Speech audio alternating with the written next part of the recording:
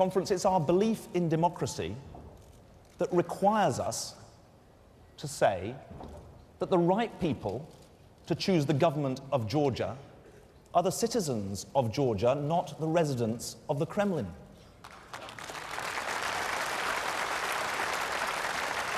Conference, when I think of those Zimbabwean refugees that I met on a cold Sunday morning in Johannesburg, brought together at the Johannesburg Methodist Central Church by voluntary organizations, some of those Zimbabwean refugees too shell-shocked by the killing and the brutality even to express the loss of their husbands, their wives and their children.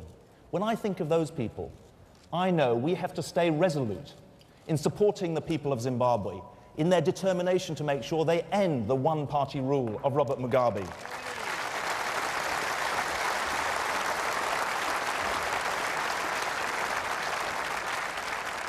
And Conference, there is something else. We know there is nothing more fundamental to peace and reconciliation in the world than stability in the Middle East.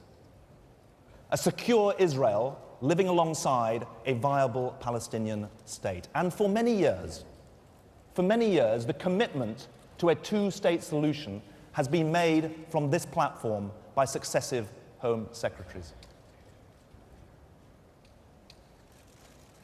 That commitment, if it is not realized soon, will become impossible. And so we have a responsibility with our partners in the European Union, with Russia, to build on the work that has been started by the current US administration and ensure that the next US administration dedicates itself to this project from day one, January the 20th, 2009.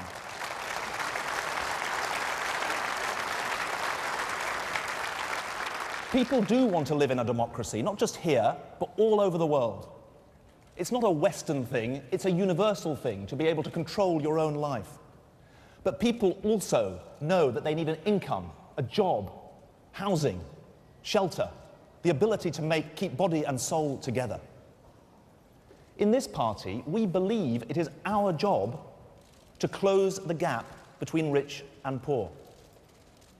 Poverty does matter, but so does inequality, and nowhere more so than at the international level. International inequality, global inequality, is not just about aid. It's about trade. It's about conflict prevention. It's about good governance. It's also about, and this is something we've learned in the last 10 years, it's about the supreme test of the 21st century politics. Not a technological test, but a political test of whether we can rise to the challenge of climate change. Now is the time, with oil prices high and hitting family budgets, to say energy efficiency, renewable energy, nuclear power are the right thing, but so is a global deal on climate change in which every country fulfills its responsibilities. But although aid isn't everything, aid really, really does matter. We have trebled aid to Africa in the last 11 years. Let's turn that into people. That means 30 million children are going to school who otherwise wouldn't be going to school. It means that 3 million people have been lifted out of poverty. That is the difference that a Labour government makes.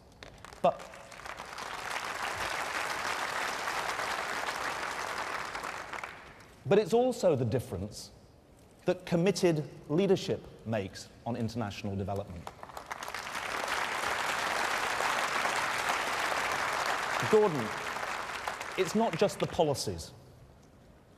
It is no exaggeration to say you have transformed the political debate about international development in this country over the last 11 years, and we should take inspiration from that as we move forward.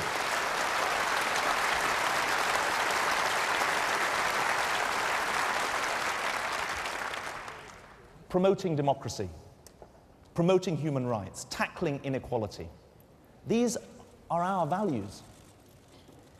My brother Ed said on Saturday, let's take back our language. and he was right to do so. But our commitment is also to sharing responsibility. Our founders came together in cooperatives and trade unions because they knew that shared problems needed shared solutions. It's still true today, but it's true on the global scale, not just on the local scale. Not global government, but a United Nations fit for 2015, not for 1945. Global rules on everything from nuclear proliferation to economic stability. We need that collective solution today. We need a transatlantic alliance that brings together Europe and America, that overcomes the divisions of the Iraq War and recognizes that the values that hold us together are the right values to build an inclusive system that includes the Chinese, the Indians, the Brazilians as they become the great powers of the 21st century. And it also requires something else. A European Union with a strong voice in the world. A European Union that is not bogged down in institutional squabbling, but actually stands up for our values on the important issues where they can make a difference to add to national power.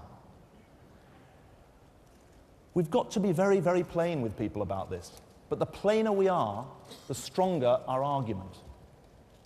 The European Union does involve sharing sovereignty in important areas. Not on tax, and not on defense, where we retain our own national rights, but in important areas nonetheless. And here there is a big difference between Labour and Tory. David Cameron says he wants to pull back from the European Union, pull back from what he sees as too much cooperation. Answer me this, Mr. Cameron.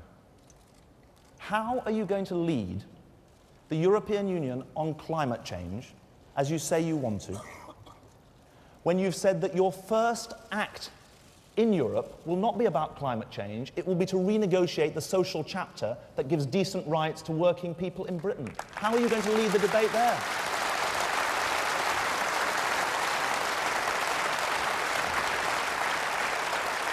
And answer me this, Mr. Cameron.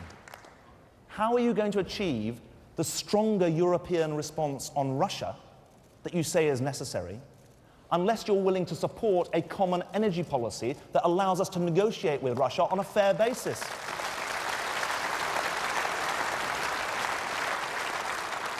And how on earth are you going to lead the world when you insist on dissing our strongest ally, the United States, and getting distance from our nearest allies in Europe? The truth is you can't and you won't lead the world on that basis.